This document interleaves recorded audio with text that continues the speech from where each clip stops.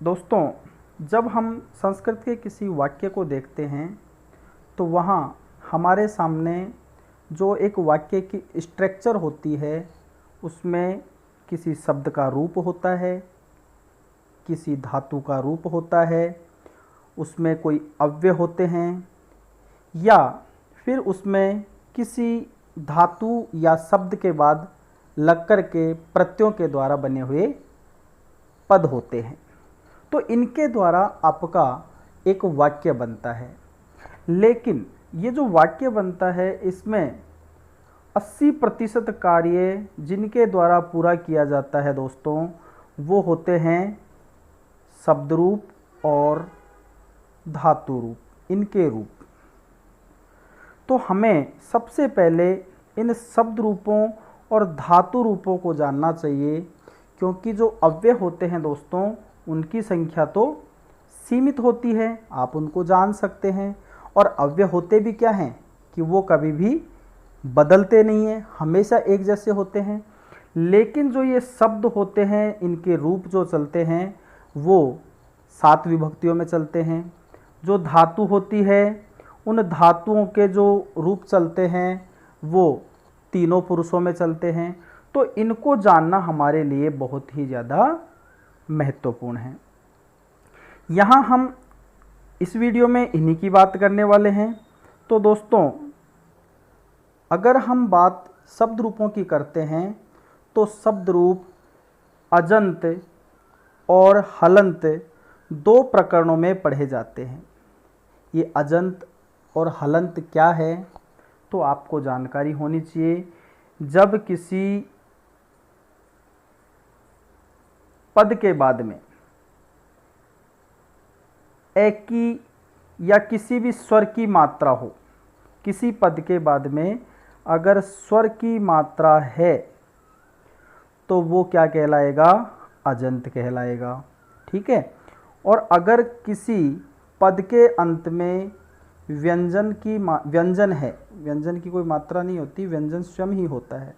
अगर किसी पद के अंत में कोई व्यंजन है, जैसे राजन शब्द है ना, श्रेयांश शब्द है तो श्रेयस शब्द है, इस प्रकार के जो शब्द हैं उनके अंतिम जो वर्ण है वो अगर कोई व्यंजन है तो उनको कहा जाता है हलंत। तो इस आधार पे जो शब्द रूप हैं वो आपके 2 प्रकरण में पढ़े जाने वाले हैं, अजंत और हलंत। यहाँ हम जो सबसे पहले पढ़ने वाले हैं वो है अजंत प्रकरण को।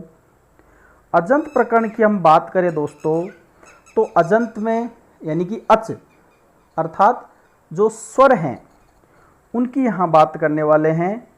तो स्वर मूल रूप से स्वर 9 होते हैं, लेकिन उनमें आ, ई, उ, री इनको भी अगर जोड़े तो जो स्वर हैं उनकी संख्या 13 हो जाती है। तो ये जो 13 जो शब्द हैं, 13 जो स्वर हैं, इनके आधार पर जो शब्द रूप चलते हैं, कुछ ऐसे शब्द हैं जिनमें ज़्यादातर अकारांत ही चलते हैं, पुल्लिंग, कुछ स्त्रीलिंग में ही चलते हैं और कुछ नपुंसकलिंग में ही चलते हैं। लेकिन ज़्यादातर ऐसे हैं जो पुल्लिंग में भी चलते हैं, स्त्रीलिंग में भी चलते हैं और नपुंसकलिंग में भी चलते हैं। जैसे हम अकारांत की बात करें, अकारांत से मतलब है एक ही मात्रा जिस पद के अंत में हो और वो पद अगर पुल्लिंग है, जैसे हम राम शब्द की बात कर रहे हैं तो अकारांत पुल्लिंग कहलाएगा। अगर एक ही मात्रा लास्ट में है और वो पद नपुंसकलिंग में है, जैसे फल शब्द, तो इसको हम क्या कहेंगे? अकारांत नपुंसकलिंग शब्द। ठीक है। अब एक ही मात्रा वाले स्त्रीलिंग शब्द नहीं मिलते हैं या अगण्य हैं या नगण्य हैं, बहुत ही कम मिलते हैं, इसलिए हम उनकी गणना यहाँ नहीं करते। इसी तरीके से अगर आ की बात करें तो आ की मात्रा वाले पुल्लिंग शब्द बहुत ही कम मिलते हैं। ज़्यादा अगर क्या मिलते हैं हमें? आ की मात्रा अंत वाले स्त्रीलिंग शब्द मिलते हैं, जैसे रमा, सीता, गीता, है ना, इस तरीके के पद यहाँ मिलते हैं। इनके अंत में आ की मात्रा होती है तो ये क्या कहलाएंगे? आकारांत स्त्रीलिंग शब्द। तो इसी तरीके से अजंत प्रकरण में हम अकारांत, आकारांत, इकारांत इन पदों को पढ़ेंगे। इनके पुल्लिंग, स्त्रीलिंग और नपुंसकलिंग वाले पद पढ़ेंगे। यहाँ आज का हमारा जो बिंदु है वो है अकारांत पुल्लिंग राम शब्द। राम शब्द के अंत में अ की मात्रा है, इसलिए इसको हमने क्या कहा, अकारांत कहा। दूसरी बात, जो राम है ये जो शब्द है ये पुल्लिंग का है, इसलिए इसको हमने क्या कहा है, पुल्लिंग, अकारांत पुल्लिंग। इसी तरीके से आप बाकी शब्दों को समझें। अगर दोस्तों आप इस अकारांत पुल्लिंग राम शब्द को सीख लेते हैं तो इसके सहारे आप बहुत सारे अकारांत पुल्लिंग शब्दों को जान सकते हैं। यहाँ हम सबसे पहले इस अकारांत राम शब्द की बात करते हैं। अकारांत राम शब्द का यहाँ रूप सातों विभक्तियों और संबोधन में दिया गया है। संबोधन जो है उसमें प्रथमा विभक्ति ही होती है। अब दोस्तों यहाँ आप देखें, राम शब्द जो है उसमें सु, औ, जस, अम, ओट, सस आदि जो प्रत्यय हैं वो इनके पीछे लग करके और इनको पद बनाते हैं। जैसे राम ये मूल शब्द है, इस राम के साथ में अगर सु प्रत्यय लगेगा तो ये बन जाएगा राम है, अम लगेगा तो बन जाएगा रामौ, सु औ जस, औ लगेगा, सु औ जस, जस लगेगा तो बन जाएगा रामः। इसी तरीके से इनमें प्रत्यय लगने के बाद में इनको बोलते हैं सुप प्रत्यय। क्या बोलते हैं, सुप। और जब ये लग जाते हैं तो ये हो जाते हैं सुबंत। और संस्कृत में कहा गया है शुभ तिगंतम प्रयुज्यते, अर्थात सुबंत और तिगंत प्रत्ययों का ही संस्कृत में प्रयोग आप कर सकते हैं। अब देखो इसको अपन को स्मरण करना है।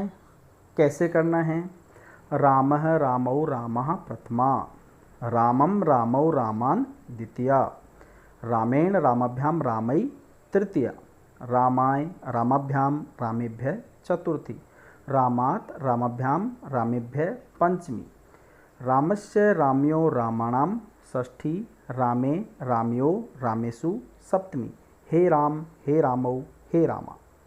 संबोधन। अब देखो दोस्तों यहाँ जो जानने वाली बातें हैं वो क्या है, यहाँ जो संबोधन जो दिया गया है इस संबोधन के अंदर सिर्फ एक वचन के अंदर बदलाव होता है। जो राम था उसके अंदर हमने बदलाव करके क्या कर दिया, उसको हे रामः। ठीक है, अर्थात सिर्फ ये इसमें बदलाव होगा। यहाँ और यहाँ पर सिर्फ यहाँ हे पहले लगाना है और कोई बदलाव हमें नहीं करना है। जैसे यहाँ रामो लिखा था वैसे यहाँ भी रामो लिखा है, यहाँ रामा लिखा था वैसे यहाँ भी रामः लिखा हुआ है, अर्थात यहाँ कोई बदलाव नहीं होगा। एक बात तो हमने ये जानी। दूसरी बात हमें ये देखना है कि अगर किसी पद के अंदर रे आ रहा है, नॉर्म्स अलग है, मैं आपको जो समझने वाली बात है वो बता रहा हूँ, जो सार तत्व है वो बता रहा हूँ। रे आ रहा है तो उस पद के अंदर आपको आने वाले न को, अंत में आने वाले न को क्या कर देना है, न बना देना है। जैसे यहाँ रामेन में न था, इसको क्या बना दिया गया, ये न बना दिया गया और क्या हो गया, रामेण। इसी तरीके से यहाँ देखो रामाणाम था ना, इसको बना दिया गया ना। ठीक है, लेकिन अगर आधा न है तो उसमें कोई चेंज नहीं होना है। तो ये एक, अगर आपने अकारांत राम शब्द याद कर लिया दोस्तों तो उसके सहारे आप और कितने नए शब्दों को जान सकते हैं। तो देखिए दोस्तों, अगर आपने एक राम शब्द को जान लिया तो उसके अनुसार आप ये जितने भी शब्दों की सूची यहाँ दी है, नर, जनक, नृप, शिष्य, सूर्य, चंद्र, धर्म, पवन, खल, सज्जन, कर, पिक, ये जितने भी पद दिए गए हैं ये सारे अकारांत राम शब्द की तरह चलने वाले पद हैं। इसके अलावा और भी जो ऐसे बहुत सारे पद हैं जैसे दिनेश, सुरेश, महेश, गणेश, इस तरीके के पद भी अकारांत राम शब्द की तरह चलता है। तो आपको दोस्तों एक राम शब्द अगर आपने याद कर लिया तो समझो आपने कितने शब्द रूपों को याद कर लिया। तो आपको इसका अभ्यास करना चाहिए। यहाँ आपको अभ्यास ये करना है दोस्तों कि यहाँ जितने भी जो शब्द दिए हैं इनमें से कठिन लगने वाले शब्दों का आपको शब्द रूप बना करके अभ्यास करना है, जिससे कि आपका जो शब्द रूपों में अकारांत पुल्लिंग राम शब्द के अनुसार चलने वाले हैं उनका अभ्यास हो जाए। अगले चैप्टर में हम आकारांत शब्द रूप जो स्त्रीलिंग में चलता है उसके प्रयोग लाएंगे। तब तक के लिए धन्यवाद।